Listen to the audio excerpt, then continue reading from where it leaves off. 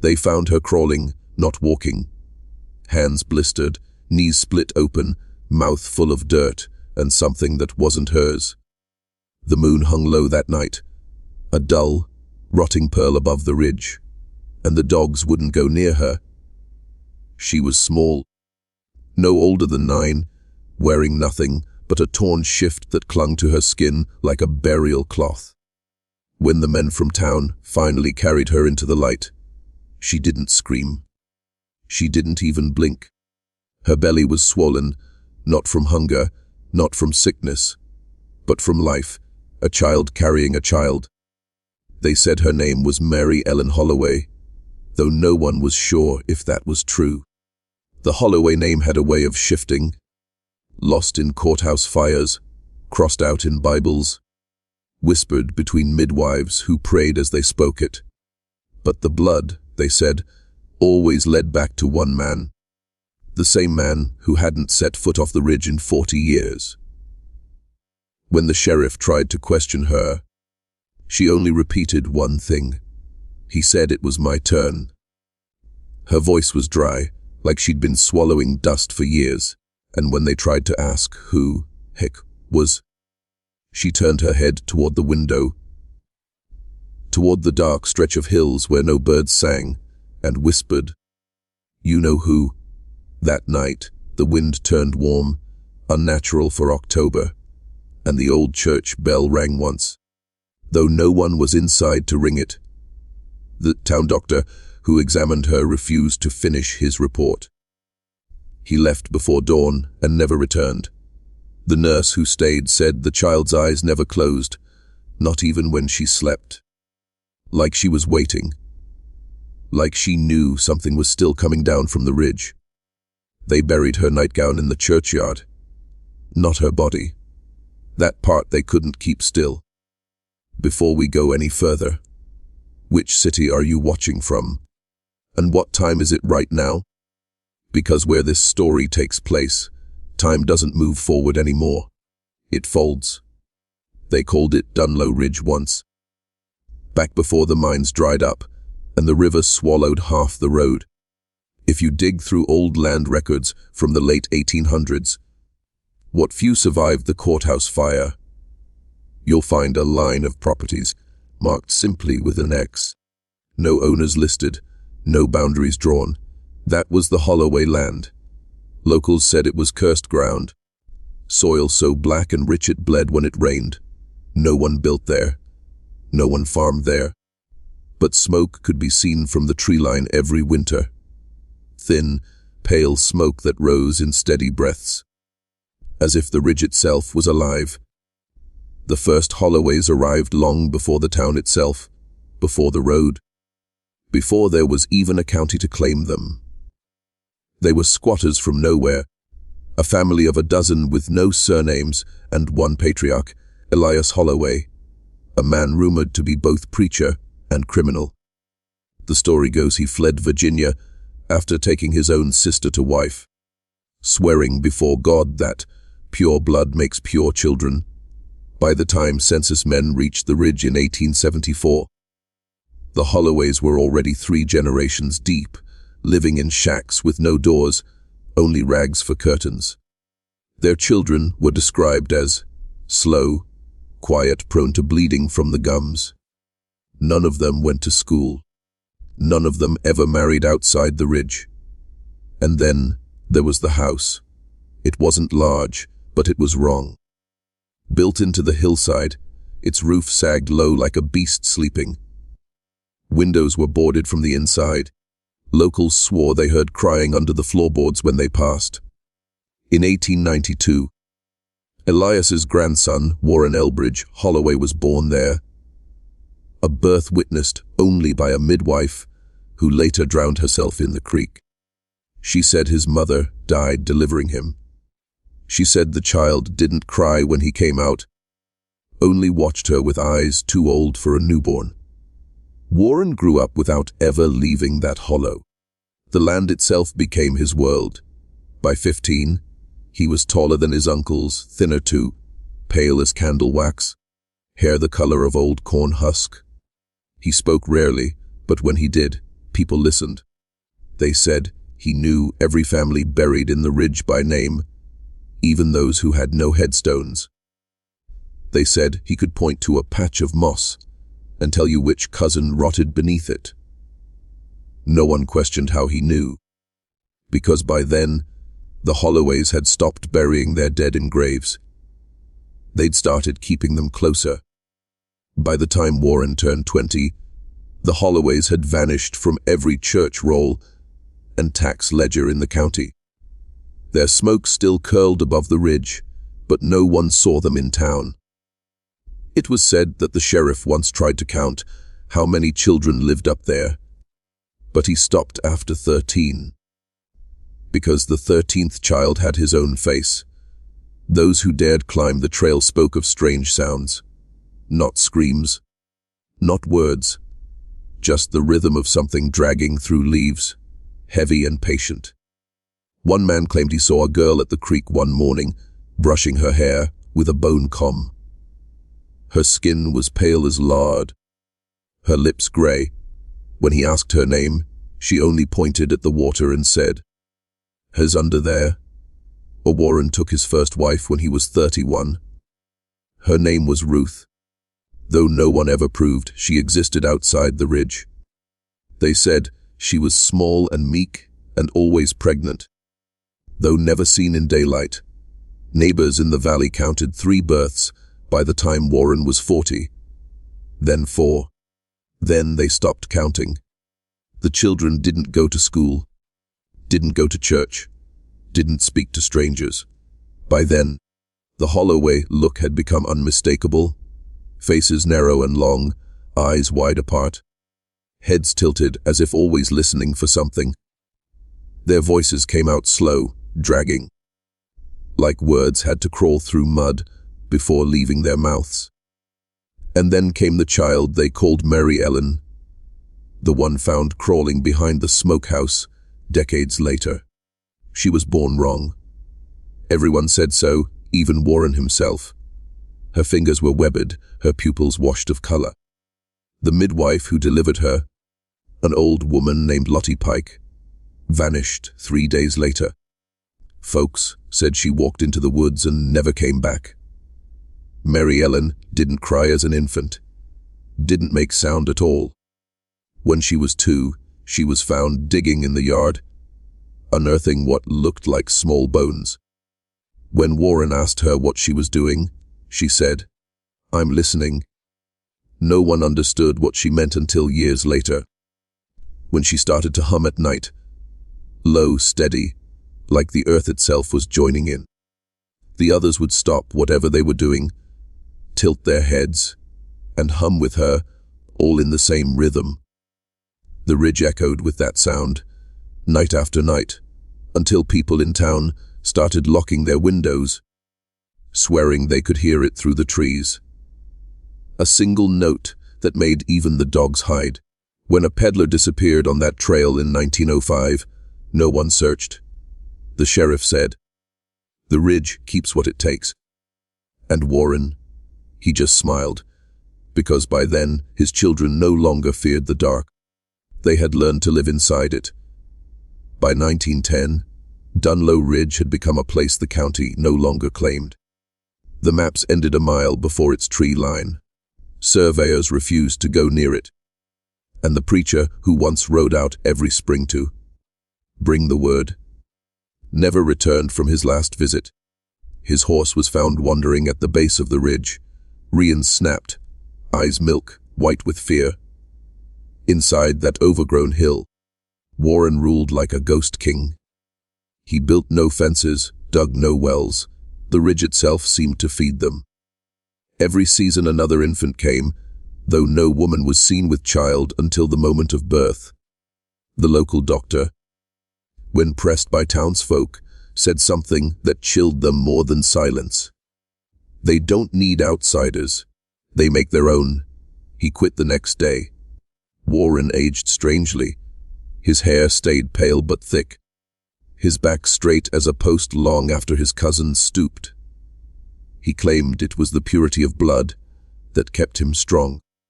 The others believed him because none dared not to. Those who escaped, a few young boys who tried to run down the trail at night, didn't make it far. The woods were too dense, too silent. One of them, found months later in a neighboring county, had forgotten how to speak. When asked his name, he carved something into the floor with his fingernail. Oars.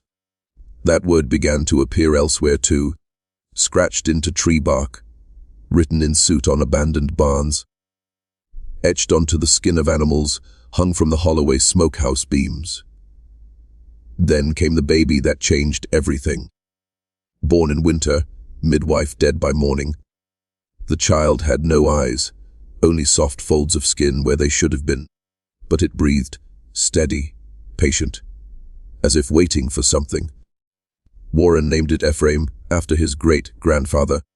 Though no one alive had ever met such a man, the infant grew fast. By 3 months, it could sit upright. By 1 year, it could walk, but never laughed, never cried. Its head tilted when people whispered, as though it understood every word. Mary Ellen followed it everywhere. She was older by 7 years, though the two looked almost the same. Pale, expressionless, mouths too small for their faces. The neighbors who saw them through the trees said they never spoke, just mirrored each other's movements like reflections on water. In the fall of 1911, smoke rose again from the ridge, thicker this time, darker. Travelers said they saw shapes moving through it, small figures carrying bundles, a tall man standing still at the porch, cradling something in his arms. When morning came, the ridge was quiet again, too quiet, but 2 weeks later, Mary Ellen was gone. And the town doctor, the same one who'd sworn he'd never go back, found a bundle on his doorstep at dawn. A baby wrapped in muslin, warm to the touch, humming. Inside the cloth, a name written in dried blood, ours, but not finished. Never spoke publicly about that night. Not until years later, when his hands trembled too badly to hold a pen. In his notes, found after his death, he wrote of what the baby did when he unwrapped it. It looked at me, he wrote, not with eyes, but with knowing. The child's skin was pale as candle wax, slick with a kind of sweat that smelled like rust and earth. Its chest rose and fell, but too slowly, as if it didn't need to breathe the way people do. It didn't cry. It didn't blink. It only hummed that low, steady sound that seemed to make the air itself vibrate. The doctor kept it in his cellar for 3 days, feeding it broth, praying, drinking heavily. On the 4th night, he woke to find the baby gone. The cellar door was still bolted from the inside. The only sign left was the faint imprint of small fingers pressed into the dirt floor, leading not to the door, but into the wall. He left town before sunrise. After that, the ridge went silent for nearly a decade. The Holloway smoke stopped. The woods grew thick enough to choke the old trail. People started saying maybe the land had finally claimed them, that the curse had burned itself out. But that's not what happened. In 1922, a logging crew working the east edge of the ridge unearthed something beneath a collapsed oak. Not roots, not stone, but timber. They dug deeper and found what looked like the top of a roof, buried under layers of earth, as if the house itself had sunk into the ground over years. Inside, there were no bones, no furniture, just rooms shaped wrong, walls bowed inward, floors that rose like ribs. In the center room, carved into the wood, were hundreds of names. First names, repeated over and over, generations of them: Elias, Ruth, Warren, Mary, Ephraim. And below them, one final line, cut so deep the wood had split. Me went below to stay clean. The men didn't stay long. They said the air inside moved on its own. Cold drafts that whispered through the boards like voices speaking under water. One of them, a young man named Corbett, claimed he saw something breathing in the floor, the wood lifting and falling in a slow rhythm, like the heartbeat of the house itself. When he struck it with his axe, a dark, thick liquid seeped out, not sap. They burned what they could and left the rest buried. But that night, Corbett woke screaming, clawing at his arms. He said he could hear the hum in his veins. By morning, he was gone. They found him 3 days later, halfway up the ridge, naked and pale, humming.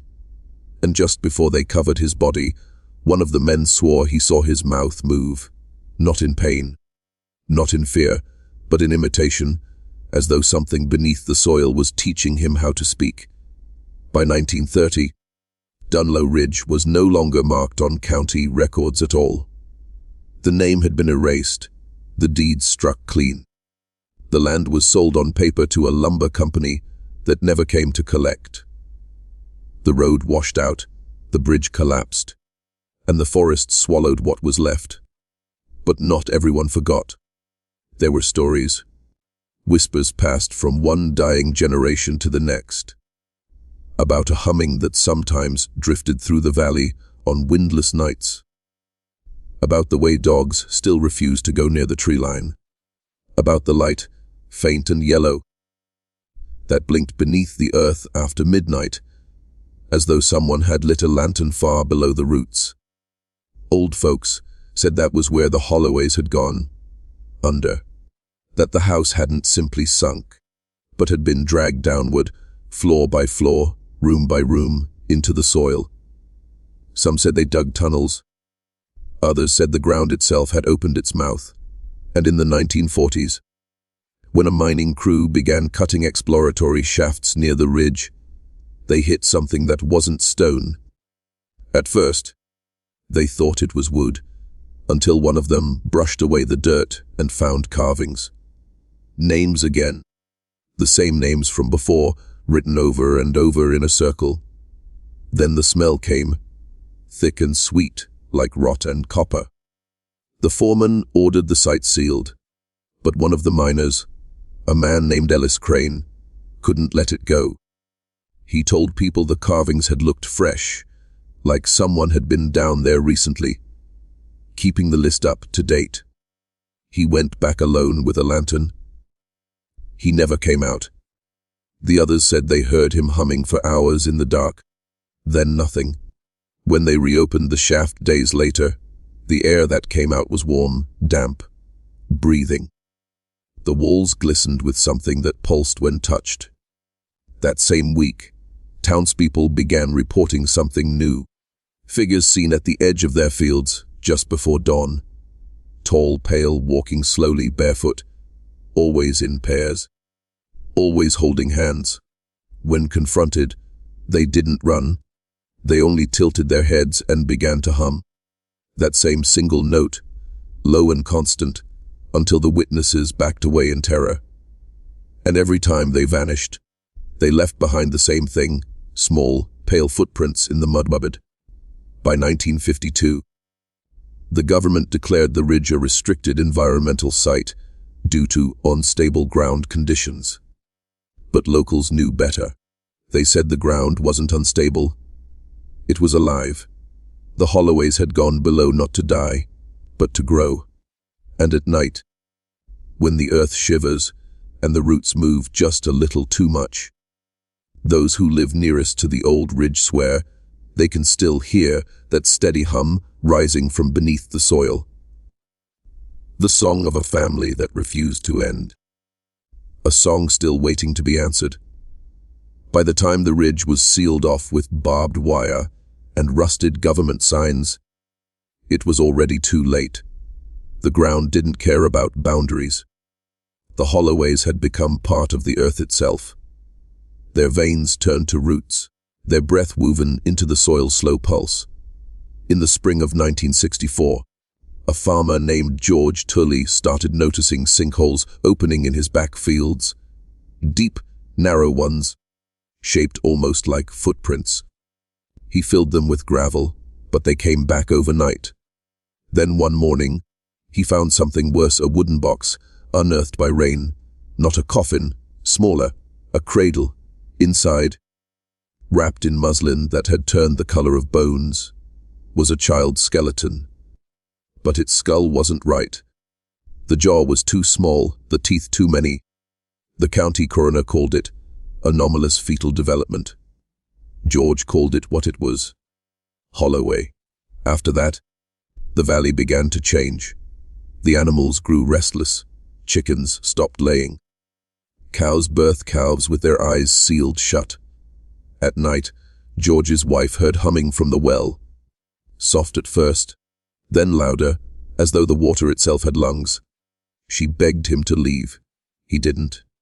Weeks later, she woke to find him standing barefoot in the yard, staring toward the ridge. His face was blank, pale as chalk. When she called his name, he turned and smiled, but it wasn't his smile. His lips didn't quite match the movement. His teeth looked borrowed.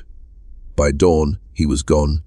The sheriff searched for weeks, finding only a set of tracks that led to the ridge and stopped at a fallen oak. The soil there was soft and warm. That same year, kids from the next county began daring each other to sneak up to the old ridge at night. They'd return shaken, silent, unable to explain what they'd heard. A deep vibration that made their ribs ache. A sound that came not from the air, but from the ground. One boy swore he saw a hand reaching out of the dirt. Not to grab him, but to beckon. He said it looked like his own. When the boy disappeared months later, his mother found his bedsheets filled with a fine black soil that smelled faintly of iron and rain. And every year after, another child vanished near the ridge, always one, always in the spring. The government stopped sending surveyors after 1970. The valley dried out. The river turned red for 3 days, then clear again. The locals stopped speaking the Holloway name altogether, as if silence itself could starve the story. But stories don't die when you bury them. They bloom. And under the moss and mud, under the layers of time and fear, something was still humming, low, patient, waiting to be remembered. By the time the 80s came, Dunlow Ridge had become a rumor, the kind of place teenagers whispered about at gas stations, but never really believed existed. The woods had swallowed the road hole. The air around it was thick and still, like time itself had stopped breathing there. But then the diggers came, a team of university archaeologists, young, eager, unafraid of local ghost stories, set up camp on the edge of the ridge. They were looking for remnants of early Appalachian settlements. They found something else. On the second week, one of the grad students uncovered a layer of wood that didn't belong to any structure they'd mapped. Beneath it, a hollow space, a perfect circle like the imprint of a lung.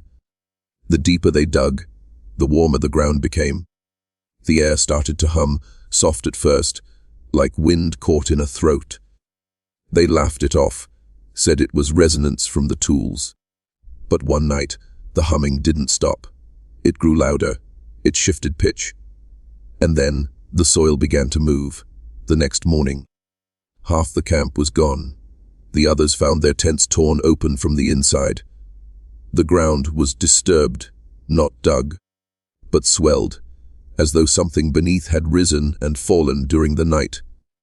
One of the professors, a woman named Dr. Calder, stayed behind to record the sound she heard that night. Her last tape begins with silence, then the hum, then her voice, shaking. "They're not dead down here. They're breathing through the dirt." After that, only static. When rescue teams arrived, they found no bodies. Just footprints, hundreds of them, small and large, spiraling outward like a family gathering. The site was quietly shut down, the report sealed. But those who handled the evidence swore the soil samples still pulsed faintly for days after removal, like heart tissue cut but not yet gone cold.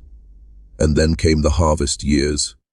Every few decades, the valley below loses something. A herd of deer, a wandering traveler, a home swallowed by sudden ground collapse.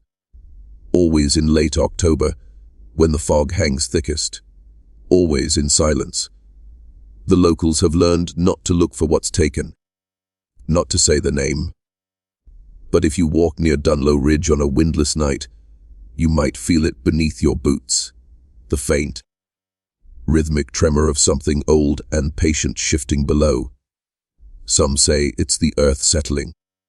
Others say it's the holloways, still multiplying, still humming, still waiting for the rest of us to come home.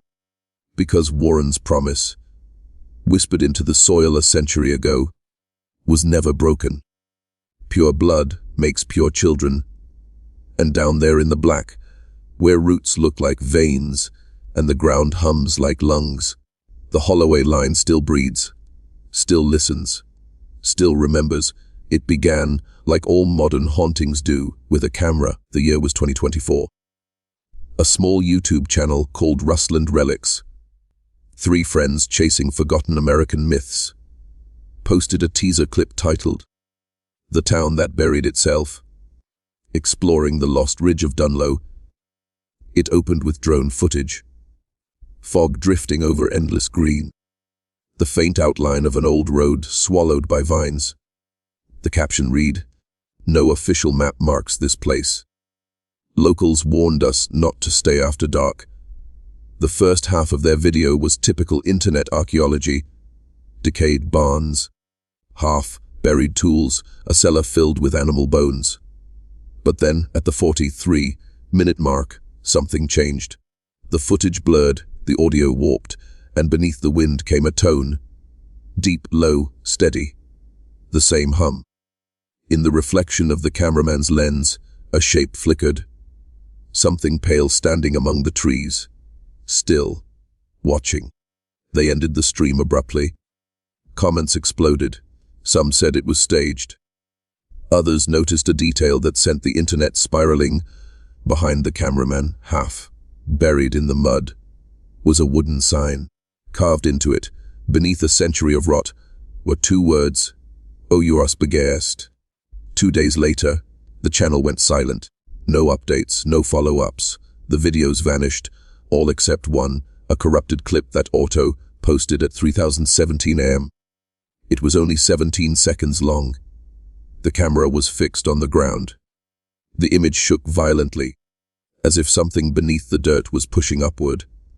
Then a voice, soft, childlike, whispered, "We remember your face." And then the hum, not faint this time, deafening. You could feel it through the speakers, vibrating your ribs. The screen flickered, glitched, then cut to black. When police searched the ridge weeks later, they found the cruise van abandoned near the old trail. Inside were notebooks, maps, and a single tape recorder still running. The last entry wasn't from any of the 3. A low male voice, calm and steady, spoke into the mic. "You've come far enough. The blood's thin up top now. We're just waiting for it to find its way home." The recording ends with a sound like soil collapsing. Then silence. After the investigation, the ridge was officially sealed again. The statement called it a toxic subsidence zone. But the locals knew that tone, that hum, wasn't machinery.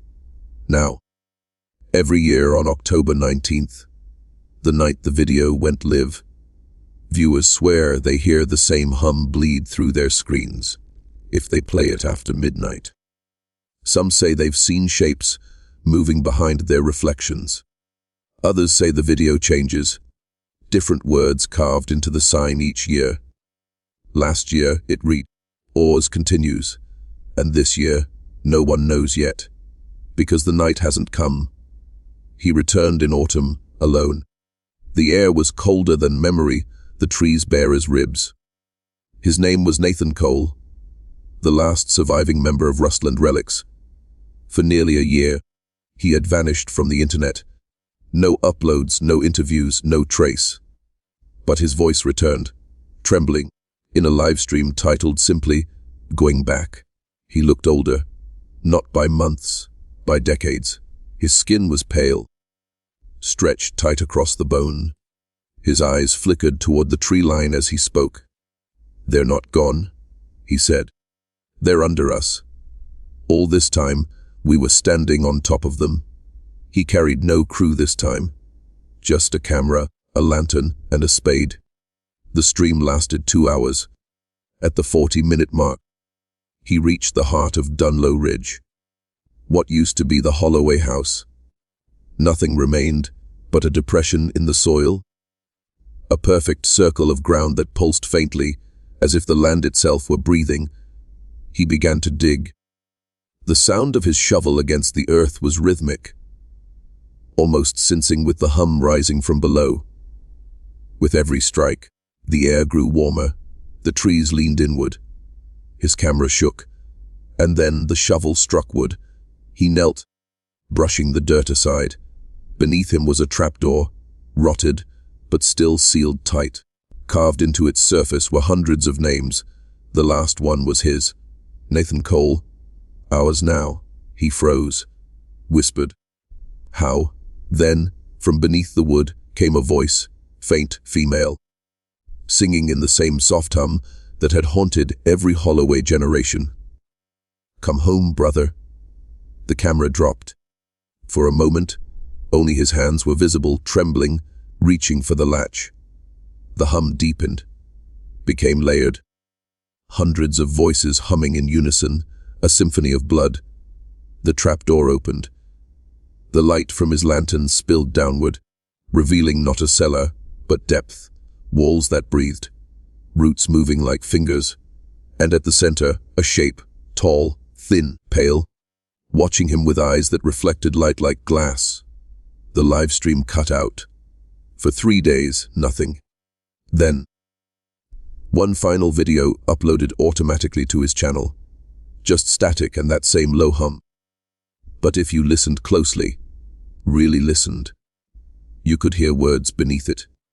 He came back clean. The blood remembers. We are whole again. Viewers who played the video claimed something strange.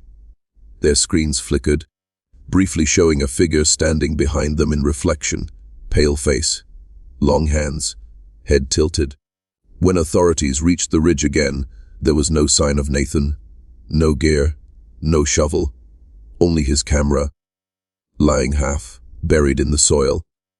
The recording ended with the faint sound of humming, not from below this time, but from the trees. And if you watch the final frame, for just a heartbeat, you can see the ground move, rising and falling, like something beneath it is breathing, still waiting, still listening, still pure. The Holloway line never died. It simply learned how to live under our feet. E&D.